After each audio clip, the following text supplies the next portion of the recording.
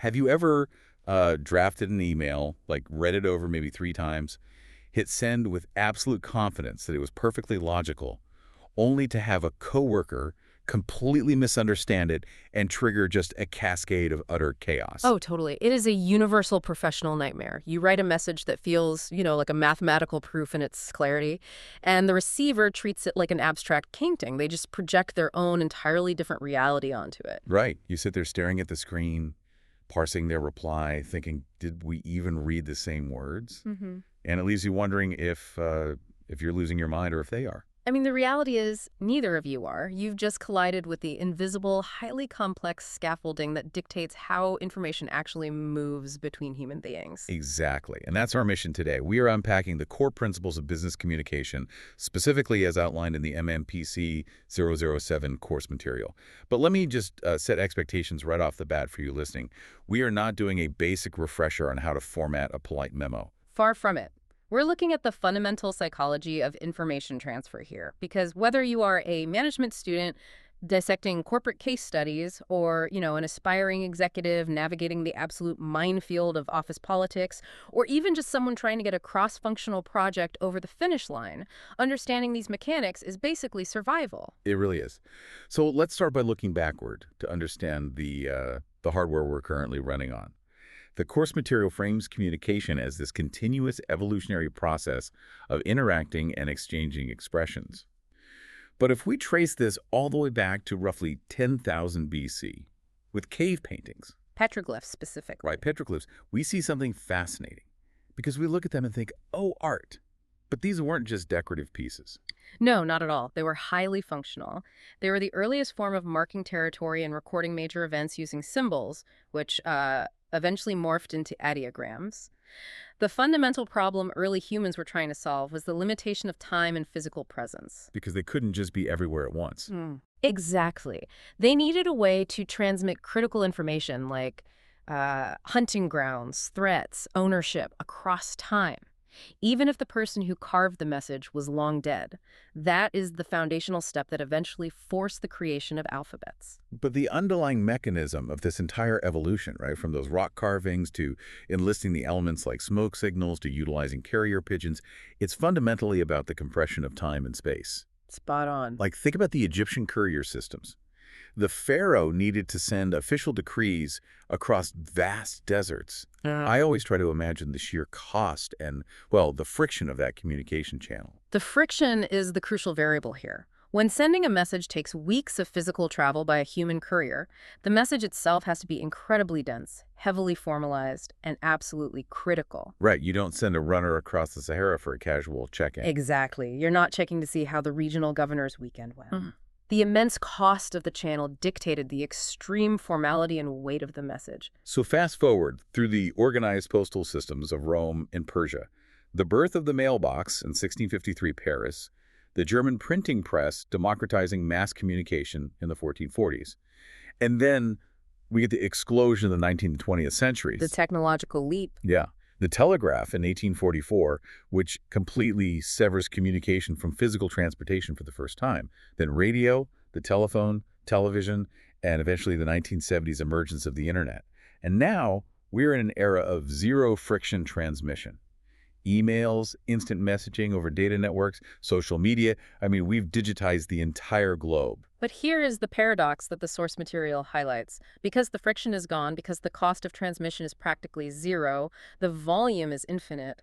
And infinite volume creates its own kind of friction, which is overwhelming noise. That raises a really interesting psychological question, actually. Yeah. If you look at a modern social media thread or even just a company-wide Slack channel, are these digital interactions fundamentally any different from ancient cave paintings? That's a great comparison. Right. Because both are public broadcasts of events meant to mark territory or tell a narrative. We're just using a digital rock instead of a physical one. The psychology is identical. I mean, the human operating system is still running version 1.0, but it's been plugged into a fiber optic network. The core human desire to leave a mark, to claim a narrative, it remains entirely unchanged. Which creates a massive hazard for modern organizations. Oh, a huge hazard. When you couple ancient human instincts with zero-friction broadcasting tools, you get chaos. You get people firing off raw, unfiltered thoughts to 1,000 colleagues at once. Which means the scarcity has shifted. We Yeah. used to have a scarcity of channels, like not enough pigeons, not enough telegraph wires. Now we have an infinite number of channels, but a severe scarcity of human attention. Yes. So if you want to penetrate that noise in a workplace, you have to build a filter. You have to draw a hard, impermeable line between general communication and structured business communication. And that distinction is the absolute bedrock of the MMPC-007 text. General communication is personal. It is varied. It meanders. It lacks a specific focal point. It's, catching up over coffee. Business communication, however, is an entirely different species. It is specific, formal, unbiased, and above all, fiercely goal-directed. It demands a feedback loop. It demands an outcome. Every single time you open your mouth in a meeting or draft an email, you are attempting to inform, persuade, or motivate a desired action. You are trying to effect a change in the receiver. If you do not achieve that specific goal, the communication has failed, no matter how eloquent the prose was. Right, and to guarantee that outcome, the material provides a specific framework, the ultimate toolkit, often called the 7 C's. Now, we aren't going to just read down a textbook checklist of definitions here. Yeah, that would be incredibly dry. Right. I mean, we all know the terms: clarity, correctness, conciseness, courtesy, concreteness, consideration, and completeness. Anyone operating in a corporate environment knows what the word concise means. The real value is seeing how these principles are weaponized in high-stakes, real-world interactions. And the course provides a brilliant case study for this. It plays out like a psychological thriller in a retail setting. Oh, the Fitwell shoes incident. I love this It's one. so good. So picture the scene. It's a Sunday afternoon, 1 p.m., at the Fitwell Shoes showroom in a really busy mall. Enter Mr. X and his wife. The text gives us very specific details about Mr. X, which I think is fascinating. He's a vice president at a multinational company, but today he is off-duty. He's dressed in a bright orange t-shirt, olive green Bermudas, and sandals. And he walks in holding a box of Fitwell shoes he purchased a week prior, and he is just radiating aggression. It's a very specific vibe. His attire and posture are sending massive nonverbal cues before he even speaks a single word. The casual, almost aggressively informal dress, combined with his corporate title, it signals a deep sense of entitlement.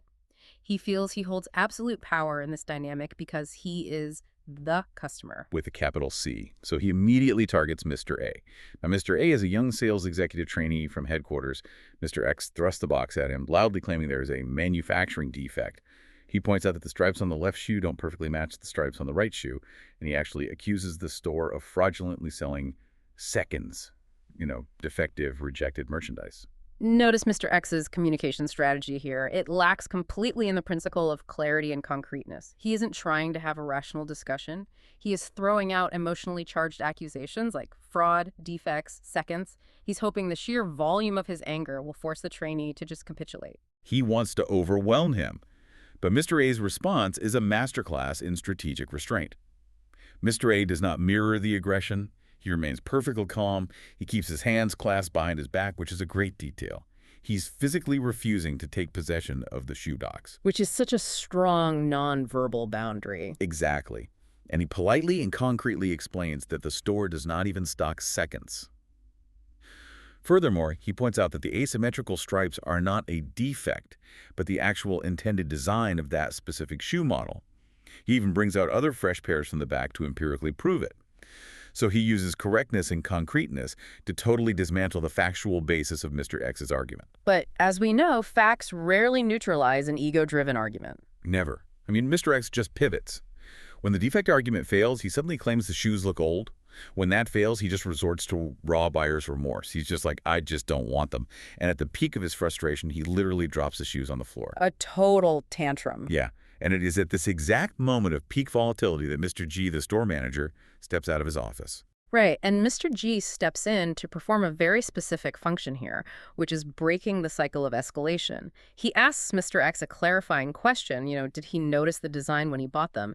Mr. X admits he did, but makes some excuse about concentrating on the color, and then Mr. G deploys a brilliant piece of impersonal language. Oh, this is such a good tactic. Instead of saying, I refuse to take these back, which sounds like a direct personal attack, he says, we don't have a policy of taking sold goods back. It totally shifts the blame to an invisible corporate entity. Yeah. It's not me fighting you, it's the policy. Precisely. It removes the personal friction.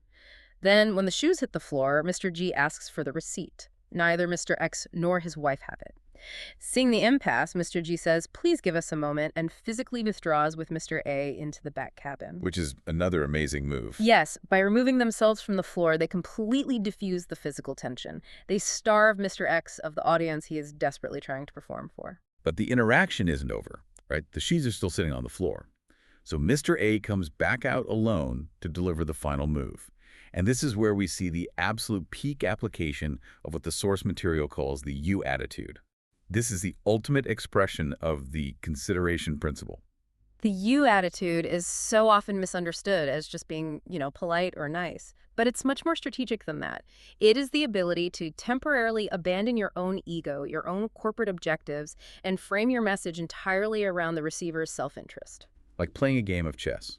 To make a successful move, you can't just look at your own pieces. You have to mentally sit on the other side of the board and look at the game from your opponent's perspective. Exactly. And here is how Mr. A does it. He tells Mr. X that they need to check with the head office regarding an exception, which will take a couple of days. Mr. X, who is still trying to force a victory, demands to leave the shoes at the store. He figures if he leaves the merchandise, the store is somehow forced to refund him. Now, Mr. A could have cited store policy again. He could have said, "Company rules forbid me from holding unreceipted merchandise." But if he does that, Mr. X just attacks the rule. Yeah. Right? He'd say, "I'm a vice president. I don't care about your rules. I am leaving them." Exactly. It would just reignite the conflict. Instead, Mr. A says, "Sir, until and unless I have heard from our head office, I can't keep them here.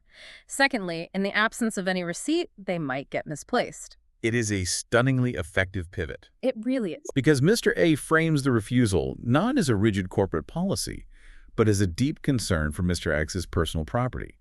By suggesting the shoes might get lost without a receipt, he targets Mr. X's fear of loss.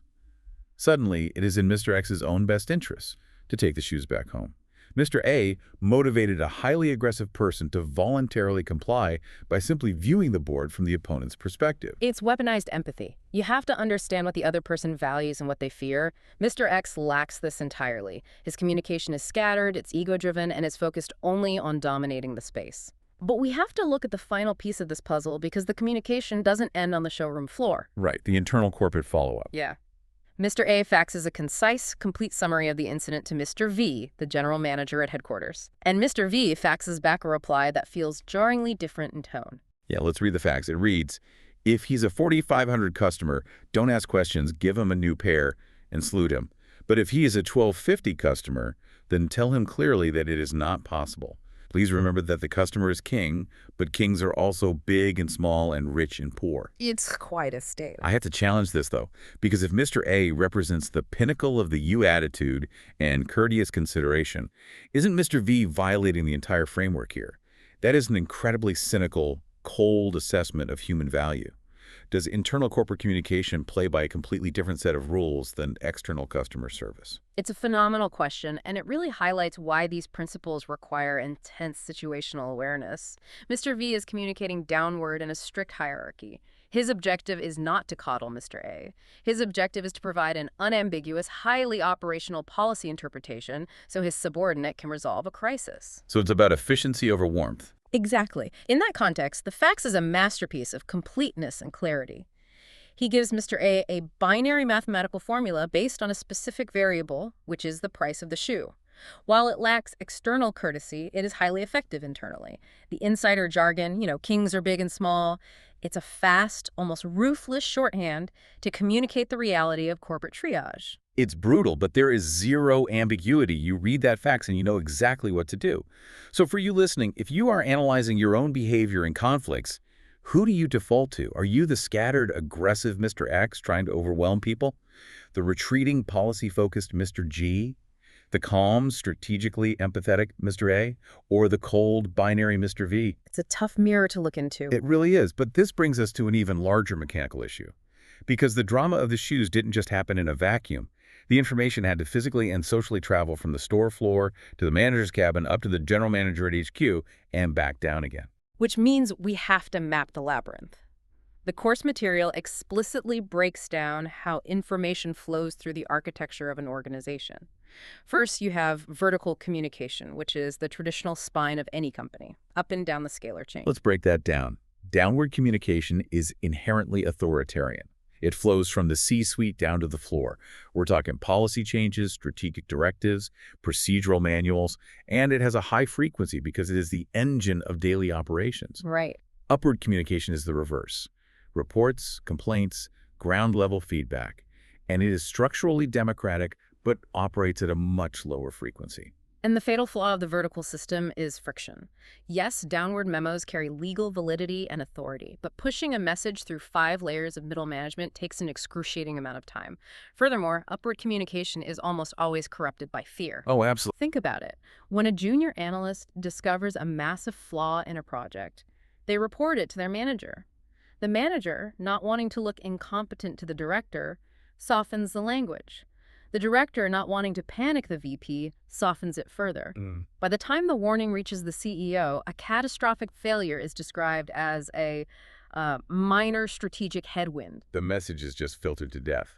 And this is exactly why organizations rely heavily on horizontal or lateral communication, peer-to-peer, like the sales manager coordinating directly with the finance manager.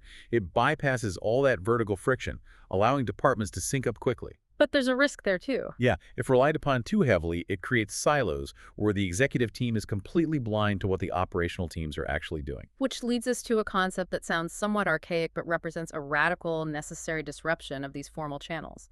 And that's Fayol's gangplank. Henri Fayol's theory. I find this fascinating. In a strict vertical hierarchy, what Fayol called a scalar chain, if an engineer in a product department needs a specific piece of data from an analyst in the marketing department, the strict procedural rule dictates they cannot just message them on Slack.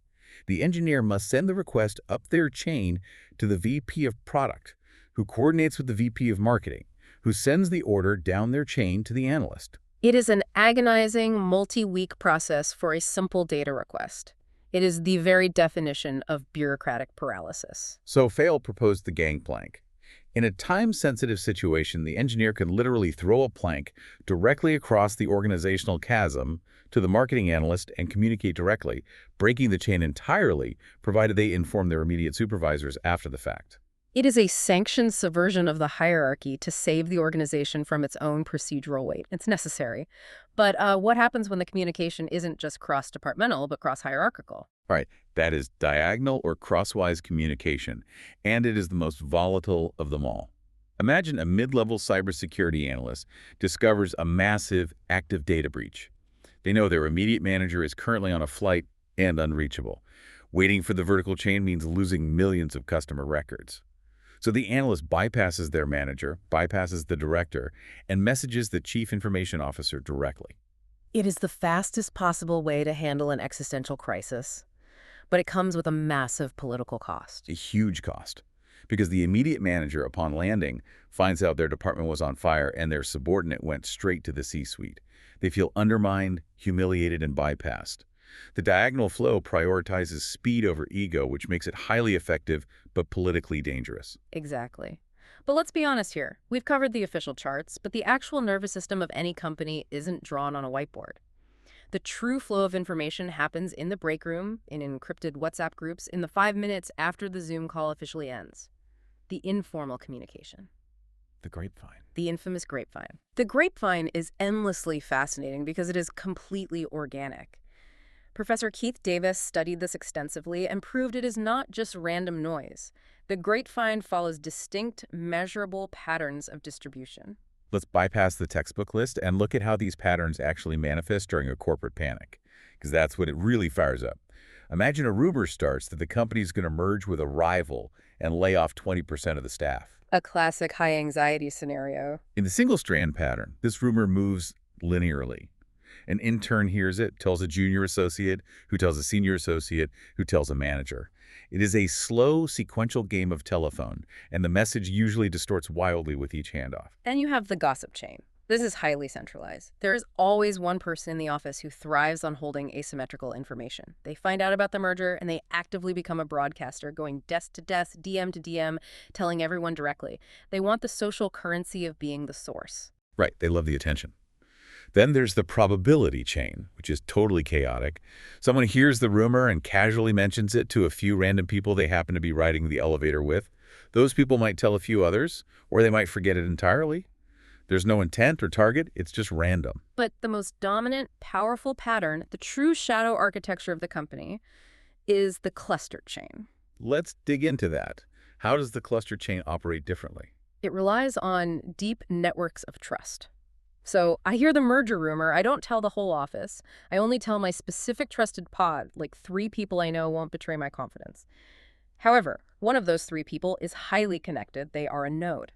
They take the information and share it with their entirely separate trusted pod in another department. The information jumps from trusted cluster to trusted cluster, bypassing anyone deemed a corporate loyalist or a risk. It cascades with terrifying speed and high credibility because every transfer is verified by a pre-existing social bond. I look at the grapevine as almost the organizational immune system. Because when the official formal nervous system is failing, when leadership is being silent about the merger, hiding behind corporate speak, the body realizes there is a threat. So the grapevine activates to rush information directly to the site of the anxiety, faster than any downward memo could ever be drafted, approved by legal, and distributed. That is a highly accurate way to view it. The grapevine is a survival mechanism. It doesn't leave a paper trail, which makes it safe for employees to vent, to interpret vague corporate signaling, and to build solidarity. But the danger is that it has zero accountability. I mean, a completely fabricated rumor about the CEO stepping down can become accepted operational fact within an afternoon. So if you are a manager, what is the play here? Do you issue a memo banning gossip? Do you try to dismantle the grapevine? You might as well try to ban gravity. If you attack the grapevine, it just encrypts itself and moves deeper underground. Smart leadership doesn't fight the cluster chain, they co-opt it. They feed the network. Exactly. A highly attuned manager knows exactly who the node employees are. They know who holds the social trust in the engineering bay or the sales floor. If there's a major organizational change coming, instead of just sending a cold email, a smart manager will casually pull a node employee aside. They will give them the unvarnished, accurate truth, framing it positively. They plant the seed. Within hours, that node has distributed the true positive narrative through the cluster chain. It is accepted far more readily by the staff because it came from a trusted peer, not from the C-suite. It's a brilliant, slightly Machiavellian use of informal networks. I love it. So if we look at the toolkit we have assembled so far, we understand the evolutionary drive, we have the 7 C's and the profound empathy of the you attitude, and we have a deep map of how information flows both officially and in the shadows. On paper, we should be perfectly efficient communicators. We should never have a misunderstood email again. And yet, billions of dollars are lost every year, and countless hours are wasted resolving catastrophic miscommunications. Why? Because the maps and the tools are perfect, but the territory they have to traverse is the human brain, and the brain is heavily fortified. Which brings us to the final and really the most critical section of the MMPC-007 text, the walls we build, the barriers to communication. Right. The material outlines a very clean mechanical model of communication. You have a sender who has an idea. They encode that idea into words or text. They push it through a channel. The receiver picks it up, decodes it, and acts, creating a feedback loop. But between the encoding and the decoding lies a minefield of psychological filters and noise. Let's dismantle the interpersonal barriers first. These are the internal walls. The psychological defenses operating inside our own heads before a word is even spoken. The most prevalent is varied perceptions. Now, the text uses a very old fable here. The blind men feeling different parts of an elephant and arguing over what it is. One feels the trunk and says it's a snake. Another feels the leg and says it's a tree. It's a classic, but perhaps a bit worn out for a modern corporate context. Yeah, let's modernize it. Imagine a massive sauce company looking at a sudden spike in user churn. The head of marketing looks at the data dashboard and says, "Our brand messaging is stale. We need a new ad campaign." The head of engineering looks at the exact same data and says, "The new UI update is causing latency. We need to roll back the code." The CFO looks at it and says, "Our subscription price is too high against competitors." They're all looking at the exact same elephant, the churn data. But because of their deeply ingrained departmental backgrounds and specific KPIs, their perception of reality is fundamentally different. They are all factually correct about the data they see, but completely wrong about the holistic reality. When they sit in a meeting to communicate a solution, they aren't even speaking the same language. The intrapersonal barrier is their own specialized viewpoint. Another internal barrier is wrong assumptions. This is the legal habit of assuming the receiver possesses the exact same context you do. Have you ever received an email from a superior that just says, "Fix the document we discussed," with zero attachment and absolutely no further context? Countless times. It's maddening. The sender assumes that because the document is top of mind for them, it must be top of mind for you, ignoring the fact that you are managing 20 other projects. The assumption just shatters the encoding process. But the most dangerous interpersonal barrier, the one that truly destroys careers, is categorical thinking. Yeah. This is the rigid, impenetrable belief that you already know everything there is to know about a subject, a department, or a person. Categorical thinkers broadcast their barrier through their vocabulary. You can spot them instantly because they rely heavily on absolute terms. Marketing always overpromises. Engineering never delivers on time. Everybody knows this client is impossible. Nobody respects the new policy. I love the visual of those absolute words. When you use a word like always or never, you are literally dropping a psychological blast door over your internal filter. You have decided the outcome of the interaction before the other person has even provided new data. When objective information hits that filter, it doesn't get processed, it just bounces off. It really does. If someone says to you, "You never listen to my ideas," you cannot have a rational dialogue about communication styles. They have backed you into a corner of absolute reality. The only available response to a categorical absolute is a defensive counterattack. The interaction instantly downgrades from communication to combat. Those are the internal walls. But we also have interpersonal barriers, the friction generated in the actual space between two people. Limited vocabulary is an obvious one. If you don't possess the precise language, you cannot accurately encode complex thought. But far more insidious is incongruity. Incongruity is the dissonance between the verbal message and the nonverbal channel. We are highly evolved pattern matching machines. If a manager stands in front of their team and says, "I am incredibly optimistic about our Q3 targets," but their shoulders are slumped, they're avoiding eye contact, and their tone is entirely flat, the team immediately detects the incongruity. And which channel does the receiver actually trust? The nonverbal, every single time. We trust body language and tone far more than we trust vocabulary. If there is a conflict, the verbal message is instantly discarded as a lie. This also plays into emotional outbursts. The course points out that extreme emotion, whether it is blinding anger or even overwhelming manic excitement, completely short-circuits the logical decoding process. If you are screaming at me about a spreadsheet error, I am no longer processing the data in the spreadsheet. My amygdala has hijacked my brain, and I am only processing you as a physical threat. And this leads directly to a massive systemic issue, which is poor listening. We often confuse hearing with listening. Hearing is passive. Listening is an active, deeply cognitive process of decoding. So I have a theory on this. Is poor listening the actual root cause of what we call information overload? We constantly complain about having too many emails or too many meetings. But if you watch people in a meeting, they aren't being overloaded with data. They're just sitting there intensely formulating their own next talking point, entirely tuning out the person currently speaking. They are selectively filtering incoming data as noise because their internal monologue is just too loud. That is an incredibly sharp observation. Yes. Because they didn't actively listen, they walk away with a fractured, incomplete understanding. This necessitates a follow-up email to clarify. That email causes confusion, requiring a follow-up Zoom call. The overload isn't caused by too much initial data. It is a self-inflicted wound caused by the massive inefficiency of poor listening. Add to this the final layer. Organizational barriers. Overly rigid hierarchies enforcing the scalar chain to the point of paralysis. Outdated policies. To see how these barriers stack up and cause a complete systemic collapse, the course provides one final agonizing case study. The tragedy of Mr. S at Max Apparel. It is a perfect storm of assumptions and bypassed feedback loops. It's a great example. Here's how it unfolds. Mr. and Mrs. S are shopping at a Max Apparel outlet.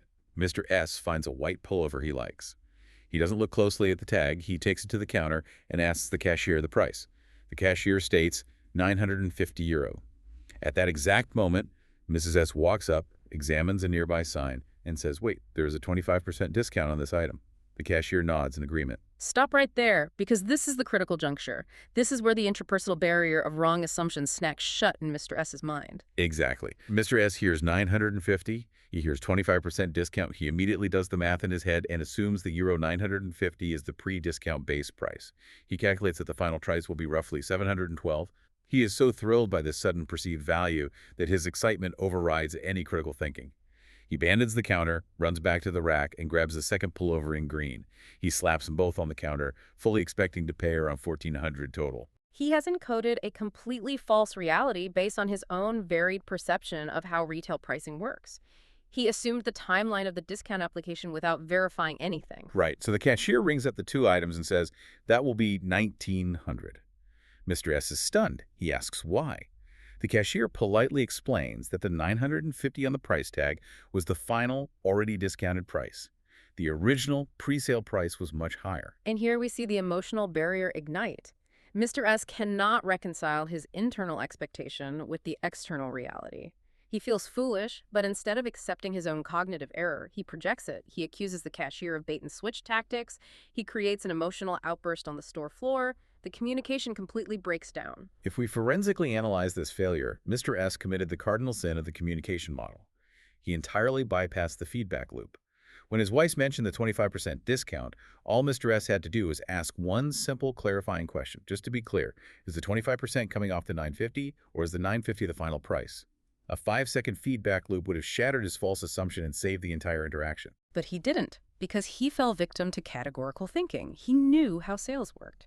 And if we tie this tragedy all the way back to the Fitwell shoes case and the you attitude in Section 2, the ultimate lesson of the course material really crystallizes. The only way to survive the barriers, the only way to avoid becoming Mr. S raging at a cashier over a pullover, is intentional ego death. Precisely. You have to actively recognize that your perception is just one piece of the elephant. You have to assume your initial assumptions might be flawed. You have to drop your own ego, step across the cognitive divide, and aggressively seek to understand the receiver's context, their fears, and their operational reality before you finalize your message. We have covered a massive amount of psychological terrain today. We've journeyed from the time-compressed petroglyphs of early humanity to the instantaneous, zero-friction hazard of modern social networks. We dissected how the 7 C's and the weaponized empathy of the you attitude can de-escalate a volatile, entitled executive in a shoe store. We mapped the scalar chains, proved why Fayol's gangplank is a necessary subversion, and explored how the grapevine's cluster chain operates as the true shadow nervous system of a company. But the crucial takeaway that ties all of this together is that none of these elegant frameworks, not the gangplank, not the 7 C's, not the carefully constructed flow models, none of it will save you if you allow your own interpersonal barriers to corrupt the data. If you are communicating through a lens of categorical thinking and emotional reactivity, your message is dead on arrival. This is the absolute bottom line for you listening. Communication is constantly dismissed as a soft skill. It is not. It is the core operational engine of your entire career. Every single time you draft an email, every time you present in a meeting, you are attempting to encode a highly complex thought and fire it through a treacherous atmosphere of psychological filters, varied perceptions, and systemic noise. You have to engineer your message to survive that journey. It requires relentless intentionality. You have to anticipate the barriers before you speak. I want to leave you with a final, slightly uncomfortable thought to mull over. We talked about categorical thinking, that rigid belief that you already know everything about a subject, marked by absolute words like always and never. Consider this paradox. As you advance in your career, as you put in your 10,000 hours, climb the hierarchy, and become a true, recognized expert in your field, do your internal filters actually become more rigid? Ah, the trap of competence. Exactly. Is it possible that the more successful and deeply knowledgeable you become, the more vulnerable you are to categorical thinking? Are you slowly building a massive, impenetrable wall out of your own expertise, making it impossible for you to truly hear new, contradictory information from a junior colleague? Is your success making you a worse communicator? That is a deeply unsettling reality for any senior leader to confront. Expertise can easily curdle into arrogance if it isn't paired with active listening. Something to carefully consider the next time you draft an email that you are absolutely, unequivocally certain is perfectly logical. Thank you for joining us on this intense deep dive into the invisible forces, the psychology, and the hidden mechanics that truly shape our business world. We will catch you next time. Until then, watch your filters. Take care, everyone.